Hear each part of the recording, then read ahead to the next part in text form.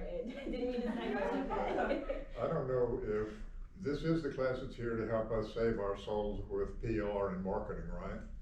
Not here to learn to work, not here to learn to work the gear, except as an ancillary situation. Okay. I will introduce Christy because she might have introduced herself, but she doesn't tell you everything.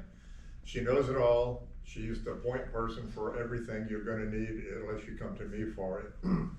Our marketing person left us Friday, abruptly, a medical situation.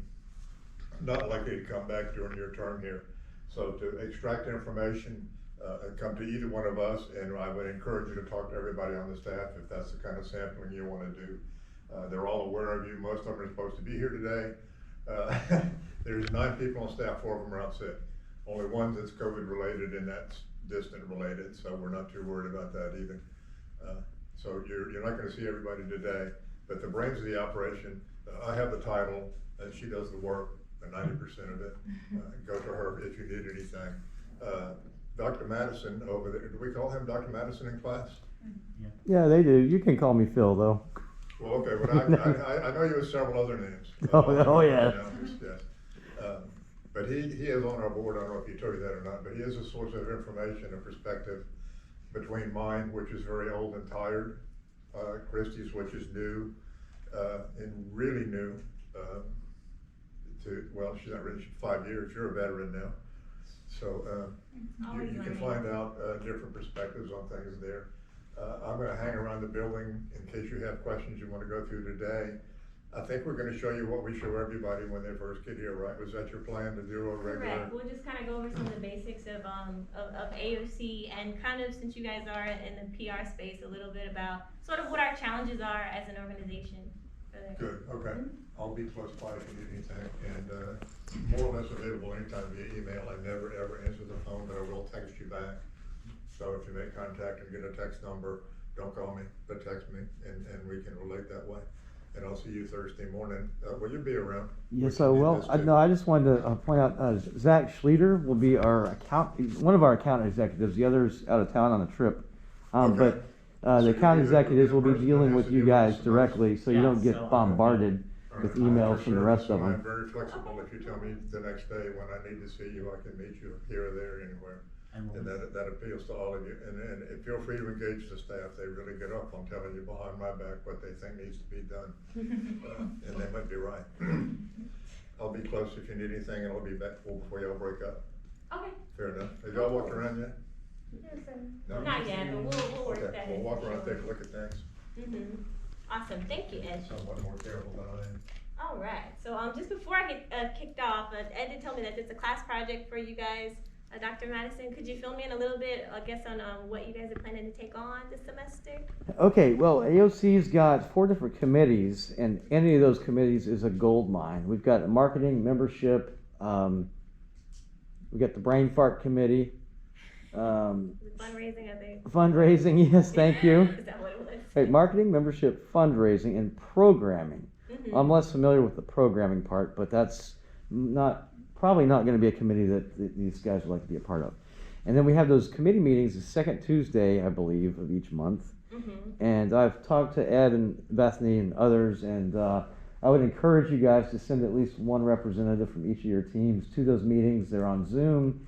Each one lasts about 30 minutes, and you can really get your pulse on the finger on the pulse of AOC, get an idea of what's happening. But what they're going to do is, well, hopefully today we'll identify some of the major challenges. Usually that's questions like, who are our members? How do we get more members? What else? Who are our viewers? Who's watching online? Who's streaming? How can we reach more people? How can we develop partnerships with the community? Just typical things that kind of lend themselves to calling them maybe a social capital campaign. We're trying to get people involved with AOC, but they're going to tell you more of the details about how all that stuff is. And what they're going to do is they're going to research all these publics, figure out who they are, hopes, dreams, fears, etc., what makes them tick. And then once they get a good feel for what AOC is and what the publics perceive AOC as well as how AOC perceives their publics, then they're going to set some objectives. It might be marketing objectives, PR objectives, advertising objectives, anything strategic communication oriented. And then they will create plans that you guys can follow and to implement to achieve those objectives. We call that the ropes process. They do the research, they set the objectives, they do set up the programming, and then they have a phase of evaluation where they figure out, well, what's working, what's not working. And then stewardship. And stewardship's all about kind of keeping a good thing going. Gotcha. Getting rid of the bad, Okay. all that. So what they're going to do at the end of the end of the semester, April sometime, they will pitch to you guys. We got 2 teams, and there'll be about 20 to 30-minute pitches each. And then you guys can decide which ones you like the best, or which parts of each one that you like the best. And we can't do it this semester, but next semester, if there's things about these campaigns that they pitch to you that you like, then we can turn those over to our student-run firm, Cypress Communication, and actually implement these things. And it's all free for AOC.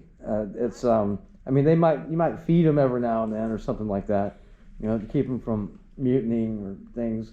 We can do that. We keep free coffee. But the firm can actually implement these things, and that would be in fall.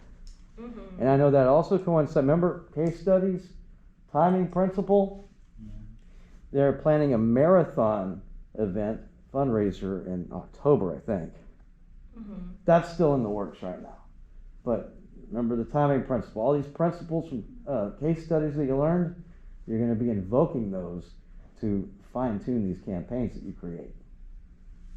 Nice. Awesome. So that's it. That's probably more than you wanted, but that's I think that's a great briefing. So I'll kind of make sure I touch on some points as we go through the orientation for today. So that works.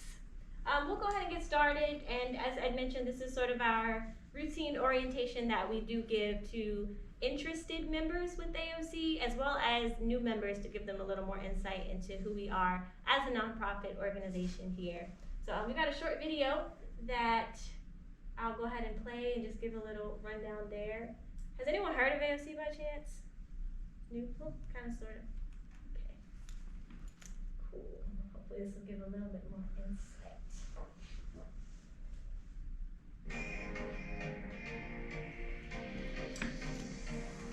AOC Community Media is a 501c3 nonprofit organization that preserves the Lafayette community's ability to express its creativity freely. We support our community in creating meaningful content that we distribute for you on our local TV channels with Cox and LUS, as well as online on our YouTube channel. Just a brief history of how we got here. In the early years of the television cable industry, legislation was passed requiring cable companies to provide access for public, educational, and governmental use, also known as PEG use.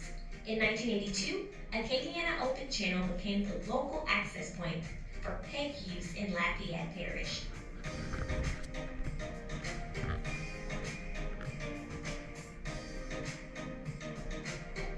More than 35 years later, the now AOC Community Media is a vital part of Acadiana's infrastructure, serving its residents, local government, schools, and nonprofits on a daily basis. And we're here working hard to help you amplify your First Amendment right to free speech in a number of ways. We give you access to a ton of digital media equipment and studios, as well as the education to navigate all these things. We teach local kids how to understand what they see in the media and how to use our tools to tell their stories on film. We keep you in the know with local government and school board meetings aired on our channels. That way you remain engaged and informed of what's happening throughout the parish. And we also love to show love to our local nonprofits, giving them airtime and resources to help get their message out to the masses. Through all of these services, our ultimate mission is to build an informed and engaged community through media, technology, and education. We are Lafayette's local and locally focused non-commercial media, the original social media platform. We are AOC, created for the community, by the community.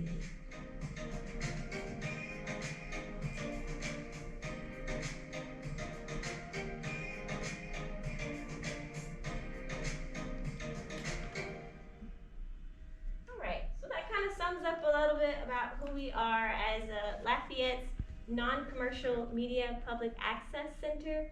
This video is actually something we put together, I would say perhaps in 2020. And it was something that we created sort of to give the community a better understanding, a good visual to who we are. We always say if we asked everyone who's a staff member here at AOC to define what is AOC, you would get a lot of different responses. We do a lot of different things, but perhaps that's one of the challenges that I will present about our organization. We do a lot, we cover local political, educational, and governmental content. We do a lot in schools and with teen media programming. So we do a lot of education for teens and adults alike who are interested in media.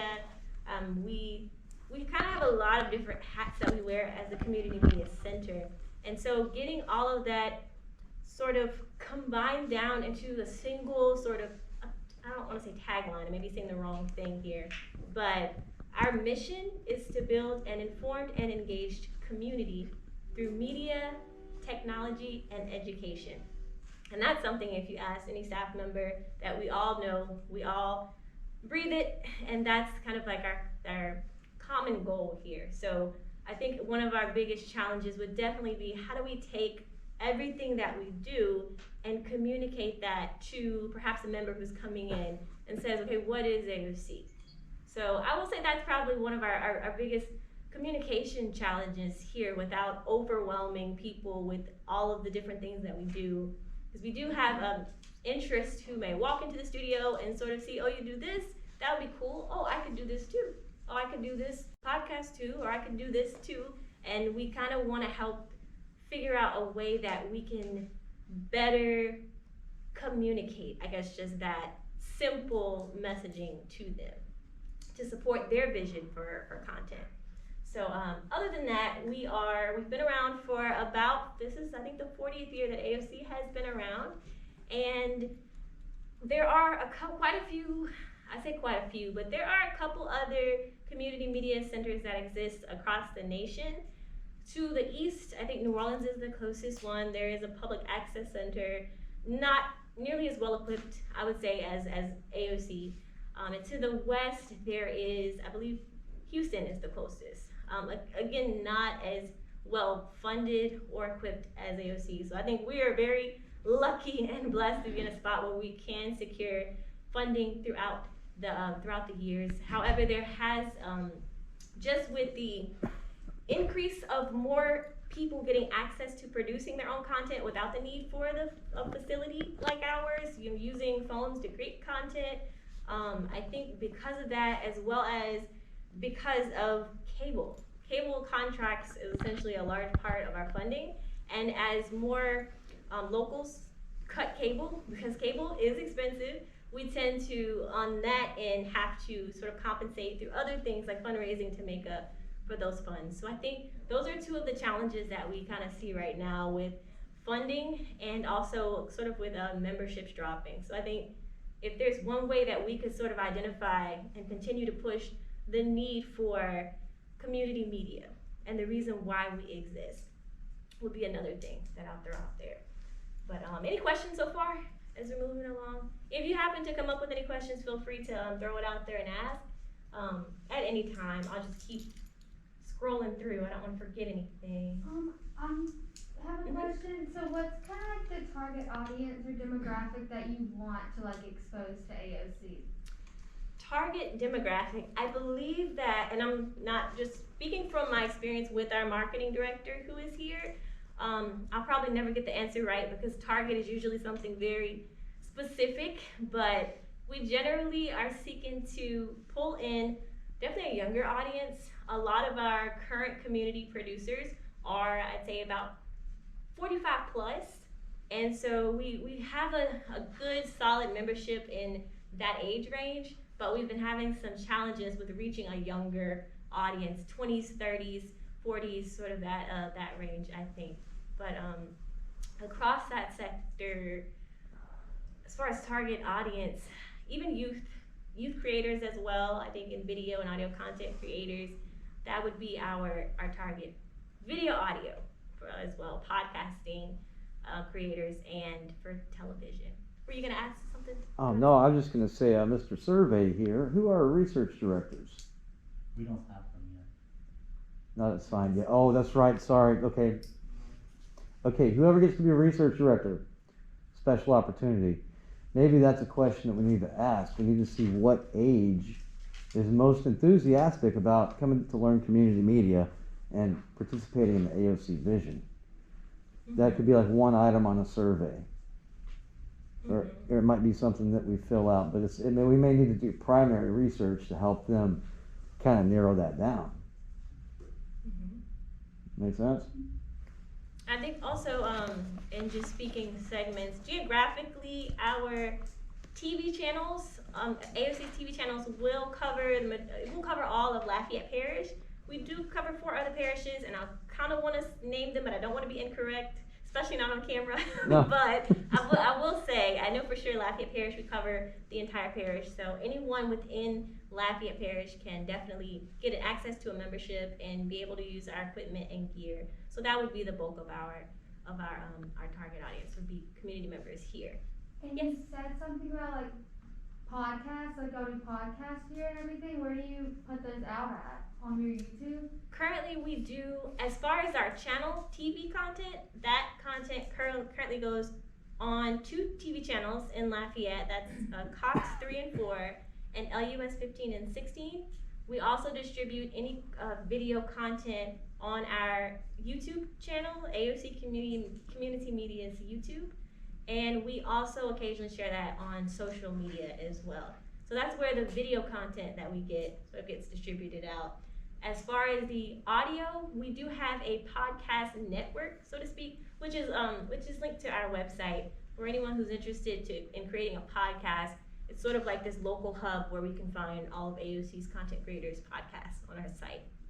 Have you all thought about like looking into like Spotify and stuff like that? I want to say the one that our community productions manager utilizes is Anchor for our podcasts. So I think that's what he's currently using. But I'm not familiar super with the podcasting sector, but Spotify, if that is something that could be a smooth transition, that would definitely be a possibility. For sure. All right. Any other questions? All right. We'll keep moving here. This video will answer the question, who is responsible for content on AOC? So any content that community members submit to us. Occasionally, you will see mentions such as production assistance provided by AOC Community Media, or this has been an AOC production. When you see this, you know that AOC has produced this programming or assisted the producer with production. However, most of our programming is submitted and thus produced by the public. If you submit content, for AOC's terminology, you are the producer of that programming. The producer is solely liable and responsible for the content they submit to AOC. This means that you could be the one to be sued or charged for breaking any laws. As a producer, you are also the person AOC holds accountable for following AOC's policies and procedures during productions in your name. When you join AOC, you will sign a producer agreement in order for your programming to air. You are agreeing that your future content does not violate any of the program guidelines. When you submit content, you will also complete and sign a cablecast contract where you will disclose certain information and again accept responsibility for the content of your program. Ownership of the content remains with the producer and does not transfer to AOC, regardless of whether you choose to give AOC the ability to distribute your content as requested.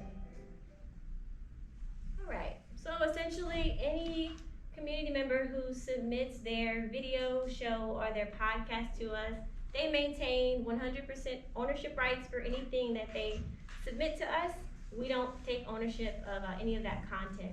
And this video is actually a little bit outdated, hence you saw like the paperwork that was included. That's one of the shifts that we've done since the pandemic. We essentially have, I'll say no paperwork, meaning that everything can be done digital, but we still keep papers, like paper applications in-house just in case that someone wants to do the paper application. But payment for memberships, producer agreements, all that, we've sort of digitized it and put it online. So I think that's another good sell thing that we include to sort of capture perhaps a younger demographic, considering that everything is going digital now. So I think it's a plus that we've been able to sort of include all of that online. But that's sort of who's responsible for the content here. So I'll kind of scroll down now. Our next video, what should I not include in my program? So this is essentially a list of what content creators should not put in their programs. And it's a short list, but we just like to emphasize it to them so that we can cover all of our bases and theirs as well for that.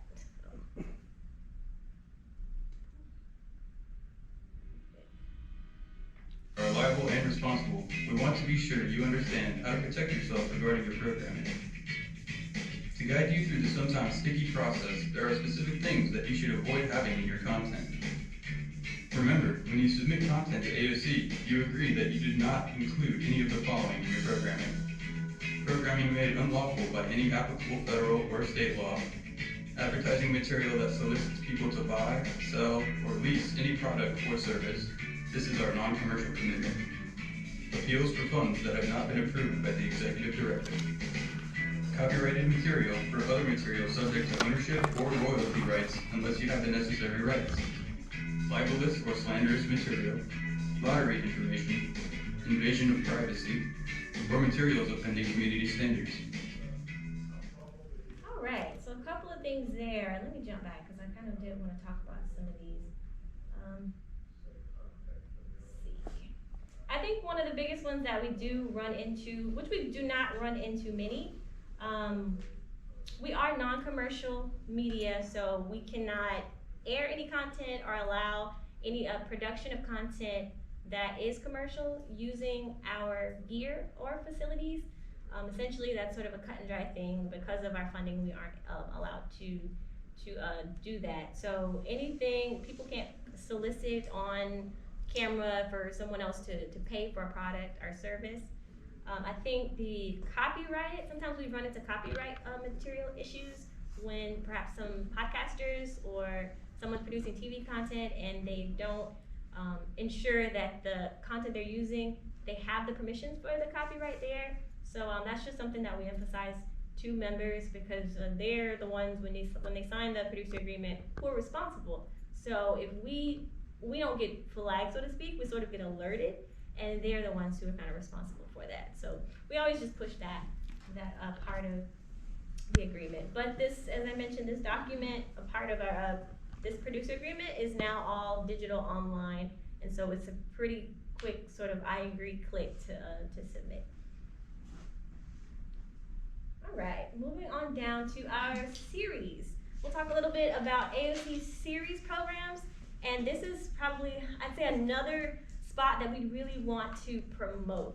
Having a series show with AOC essentially means that you're a content creator who's committed to giving us your content, whether it's a video or it's an audio podcast, on a consistent basis. And so that's really our sweet spot with our memberships.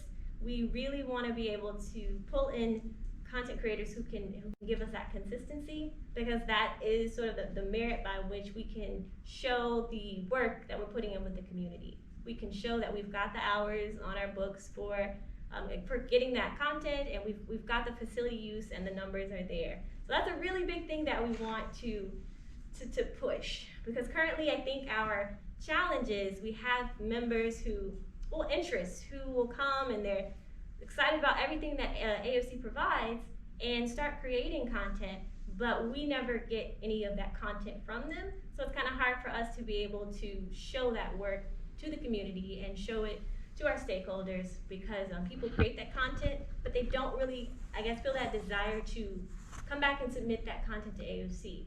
So we tried to do a couple things, like make the submission process a little bit easier. It's a shorter click-through process now versus the paperwork. That's kind of one of the challenges that we've been seeking to solve there. But getting more series would definitely be a great win for us in terms of getting all of that content consistently. But I'll play this short video that breaks it down a little bit more.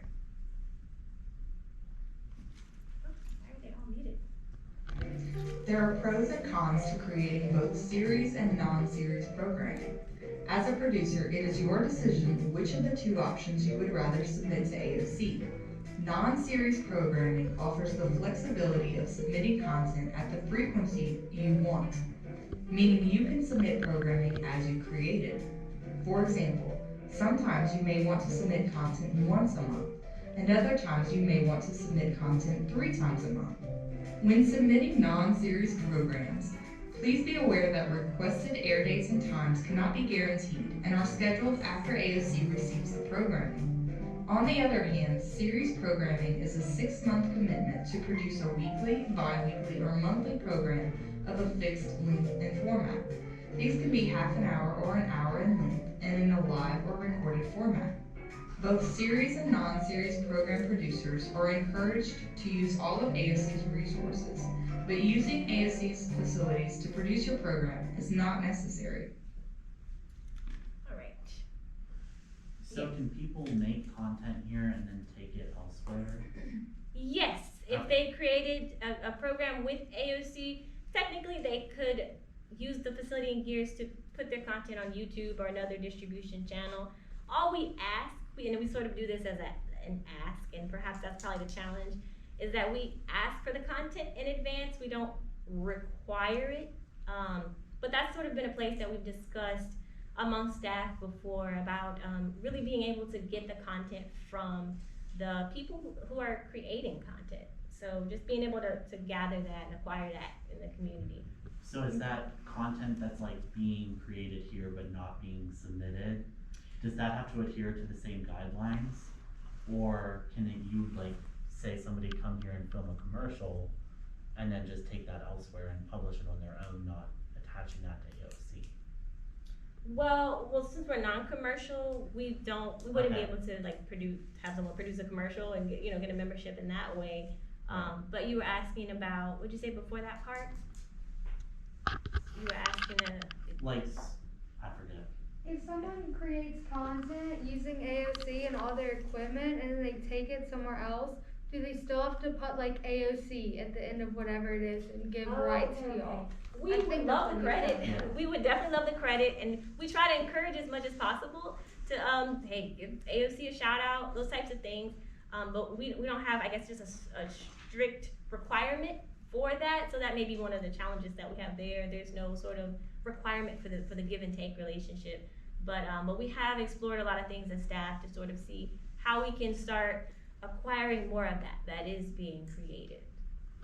Could that possibly be an avenue for AOC that they maybe jack up rates for private production for commercials and other things, but while turning that into a stream of income even though you can't run it?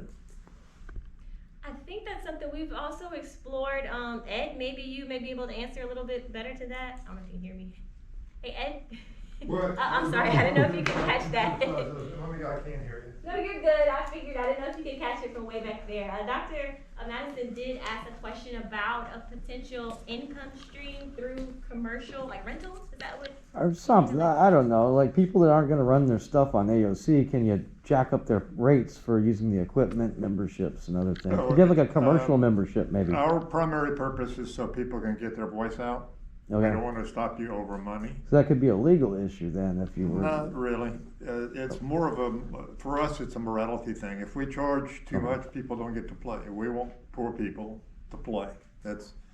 We're here for everybody. So the price to us has to be low to be approachable. Okay, If you're making straight up, and that's for non-commercial work. If you want to go out and do commercial work, you should pay a commercial rate, and we have a rate card, and we would expect you to honor that on the honor system. That's kind of how it works. Every now and then we bust somebody who's making a movie, and we send them a bill for a couple $1,000, and they tell us to F off, and that's kind of how it ends up. okay. Yeah, essentially, I think what Ed mentioned, we do have a rate card that would say like how much it would cost to rent this room for some type of, maybe you're having a shoot or an event or to rent the different spaces. So it does exist, but if that's what you're meaning as sort of even pushing that as like an additional income stream, is that what you're mentioning? Yeah, or something like, I mean, you've got student memberships, retired memberships, all those different types of memberships. If you have like a commercial membership that played by a little bit different rules, I was just kind of curious about that. It seems like that could be an opportunity, but I don't know. Maybe you guys have tried that and it didn't work. There's a lot of reasons why we don't, because if people start paying for it, it takes it out of the hands of these guys who may need it for nothing. Okay. And our equipment is not, I don't want to disparage our equipment, but if you're paying a couple $100 today to rent something, you want the latest model. Okay. Ours are 2 years old, so we can't really compete with a good rental house. So that's kind of how it is at this point. Everything is discussable though, for sure.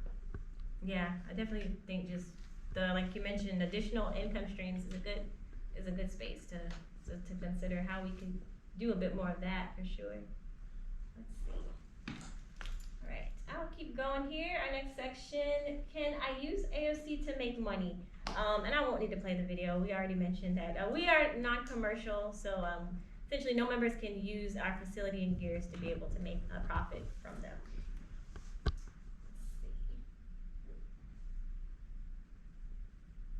The resources that are available to AOC. Right now you're sitting in one of our resources that's probably one of the most used facilities here. It's our multi-purpose studio, and this space is where the bulk of our live programs do take place, as well as our pre-recorded programs on our channel. We have a smaller studio that's to the front. You may have seen it when you came in and passed by. It's sort of like a miniature version of this studio for members who do not have a big crew. Perhaps they just want to get their voice heard and they're sort of like a one-man band, or perhaps one and other. They won't need a crew to manage multiple cameras or do a whole lot of directing. So we wanted to make that room as simple as possible, and we've even toyed with some ideas of promoting it in that way to where anyone could do it, sort of come in and to produce media. There's also across the hall from here an editing lab. I'll kind of let the video roll so you guys can see some pictures, but you're welcome to walk through afterward and sort of get a better idea of what the spaces look like. There's an editing lab that does have the Adobe Creative Cloud on that, which is one of the latest industry standard programs for anything from Adobe for Photoshop and graphic editing with Illustrator. Premiere Pro video editing is one of the most popular that we have here. Adobe Audition for audio, quite a few different programs that are available there. That's the studio from the front there. Let's see. And there's also, across from that editing lab, is the podcast booth, where most of our podcasts do take place there. And we have a couple of series that do both the audio in that room as well as video. So we've got a couple webcams in there that'll let you, capture at the same time. That way you can sort of knock out both, send us the video to go for the channel, and as well as give us that podcast content for the network. I'll also say, just to kind of update you as well as on our policies currently, since the pandemic, AOC has continuously been operating on a per appointment basis. So we are highly encouraging any members or interests who want tours to schedule with us in advance. And so we push that, we'll make sure we have staff available for you here to give you that individualized attention if needed. But we sort of transition from being a walk-in sort of space to more so of a strict, appointment basis here. And let's see. I think it's just gonna roll a couple more spaces. The last one we have is our podcast booth. And the last space that we have here is upstairs, the second floor. It's the St. Julian Community Room, which is essentially a space that members can reserve out for any pre-production meetings. If they're just looking for a space where they can come brainstorm as a group for putting together a production, then that space is available as well upstairs.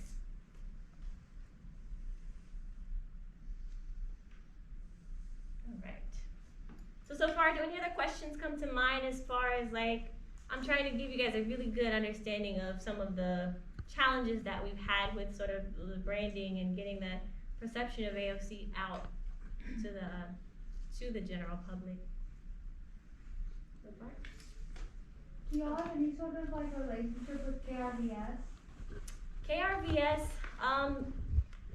As far as the extent of that relationship, Ed, do you happen We don't to have know one. for? Okay. We're Well, friends. we don't have. We're friends, but we don't share, we share intellectual resource, our brain power. Our engineer and their engineer partner quite a bit, but we don't share content. And we are completely wide open to anybody who wants to do a show and to get into their, we can't control what happens on our station. That's what it comes down to. And I don't know if Christy told you, but in our history, we've had some real knucklehead kind of things. And that's part of our PR problem. You can do anything you want on our station, literally anything. KRVS is very, whatever you call it, moderated, or they got rules, and we aggressively do not have rules. If you don't break our stuff, you can do anything. My roommate just did like a big research thing for KRVS this past semester for Dr. Davies' class, and all the students came, put together like their ideas for KRVS, and then when they brought it to them, they were like, nope, we like to do things this way. Well, that's kind of how they treat us. They got this thing going, they're happy with it, and that's okay. But good question. Mm-hmm. We do have a great relationship with all the other TV stations and most of the radio stations in town. Town Square gives us a monthly live interview and would offer more if that's the way this class wants to go. And I'll interject this at this point. I don't know what you've been challenged to do, and if you create good ideas, we want you to create ideas that we can implement. Don't create us to do Gone with the Wind and tag it with AOC. But if you want to create the content yourself, we can get it placed on radio and TV all over the place. So consider, as you put this together, if you're going to create the content or just tell us what to do, and your client is in the business of producing, but it's got to fit a 30-second spot, and we don't have a big budget. Mm-hmm. Does that seem fair? Yeah, Okay. I think definitely, if there's, and that's great, portfolio stuff as well. If you guys have ideas for different PSAs and such, we can definitely put together our own, pre-productions and get your ideas in and sort of make those come to life and run them on our channels. So, good point, Ed. Oh, I got a question here. Mm-hmm. Is the Freedom Forum recorded, or is it broadcast or recorded? It's live. It's live. Is it in here or is it back It's in the front room. It's in the front room. Okay. Aren't they in the front room usually? I think they're. They sit in front of green screen up there and turn the flag upside down. And that's tomorrow night? Yeah. I believe it's Wednesday nights, or is it something like that? Wednesday? I think it's Wednesday. Say what? They're on Wednesdays? Yeah, Wednesday night, and they do 2 hours. Okay.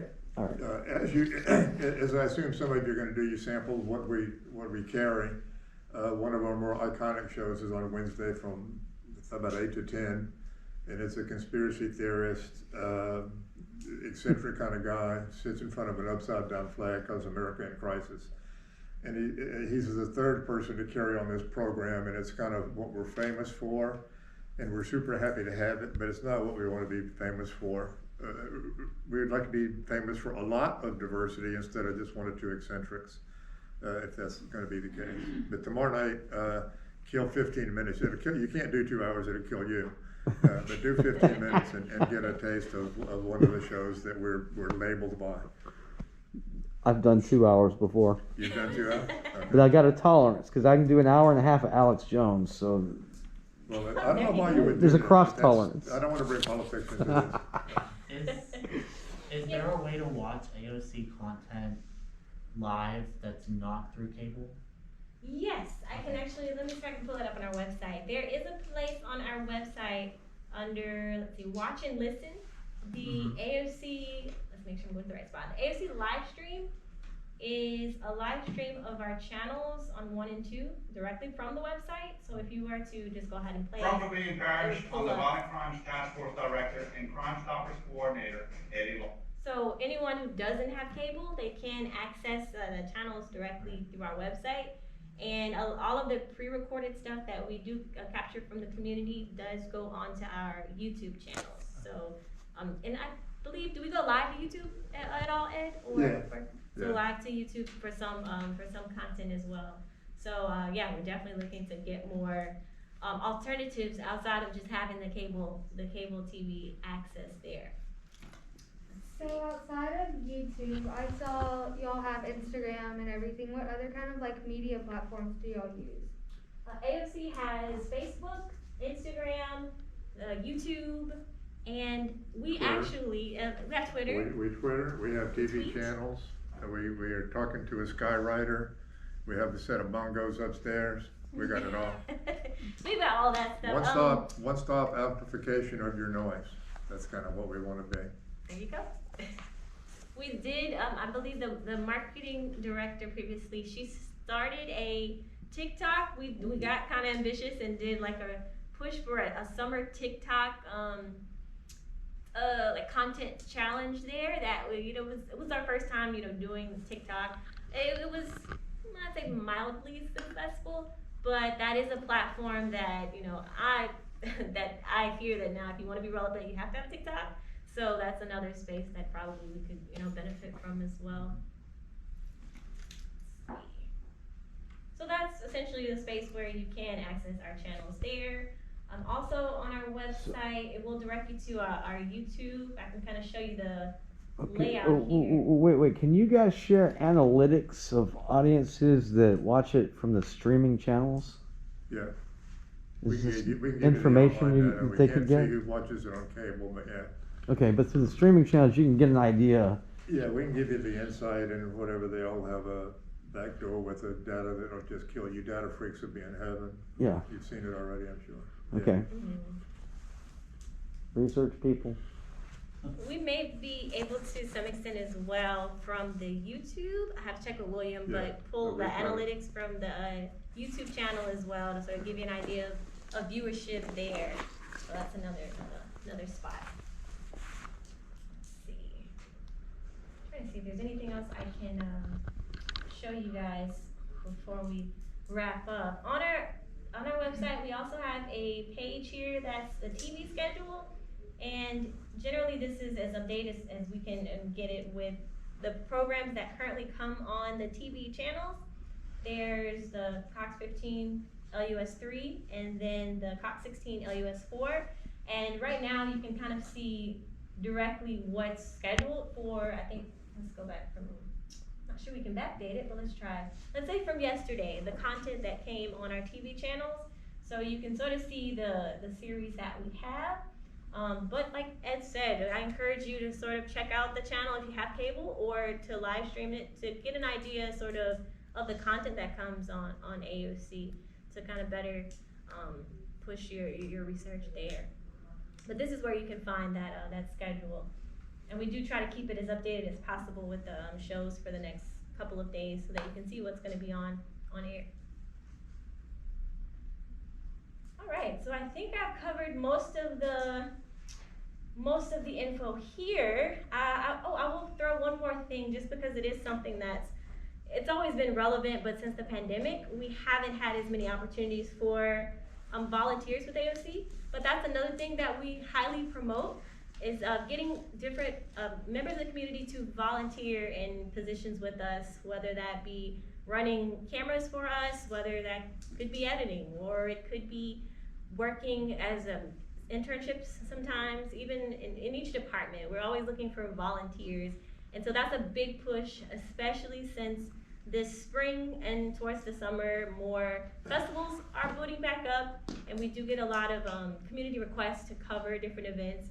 Festival International being a really big one that we cover each year. So we are going to be seeking lots of volunteers for that. Yeah, so we're going to be begging for camera operators for Festival International. So if you want to be on stage, operate the camera, let us know. We'll train you. That as well, or even just really pushing that word out there on why people should dedicate their time to the community media and different shows that we produce. We were definitely looking to push and grow our pool of volunteers for this year too. So with that said, I think we covered the majority of AOC, and I hope that gives you a better understanding of who we are as an organization and sort of where we stand currently, what our biggest challenges are as far as getting the content acquisition and really growing our membership and I guess pinpointing that perception of who we are to community members here. Did anyone have like any final questions perhaps to sort of put a bow on the info today? All good? I think in terms of SWOT analyses. Is an observation, and I mean no disrespect. it is not related to PR, but everybody in here looks really professional.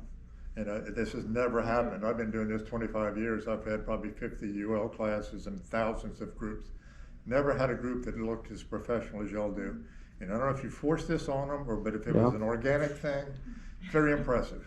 Well, Typically, I honestly, I don't really give a hoot what I look like, but the fact that you came in here trying to look good is very impressive. I hereby offer to write you all a letter of recommendation when the real world hits, straight off the bat. You've knocked me out just looking like you give a hoot. And you're making eye contact. This is very rare. I had a class earlier. Same old stuff, but thank you for that. And in the PR realm, I assume you'll be reaching out fairly soon to figure out other things. But we need the people to know who we are, more of them to participate in doing it. And all the tools in the world are at your service. Mm-hmm. Are you done with them, or they can get a tour? What I happens think now? that's good. If you guys have any other further questions, I believe my business card is on that table when you walk out. That way, if you do want to reach out and if follow up on any of those questions about asking for some of our analytics, we'll be glad to pass that along your way in any way we can support your class project. Thank you so much. No problem. If you want to head out, you can kind of walk down the hall and peep into our editing lab. I'm surprised they and look see this the good too. podcast booth there. I'm surprised they You look this familiar with good the too. spaces? I tell people to dress Thank up, y'all and so much. they No, didn't this look really like worked. me. I mean, I was totally impressed. Yeah. A little intimidated. System. So if you're a member, you get in here anytime you want. We don't have to have labor to worry about it. So those midnight editing kind of things and so forth, I get to come in and out that way. Very few people like to do it, but on occasion, this room would be available for that.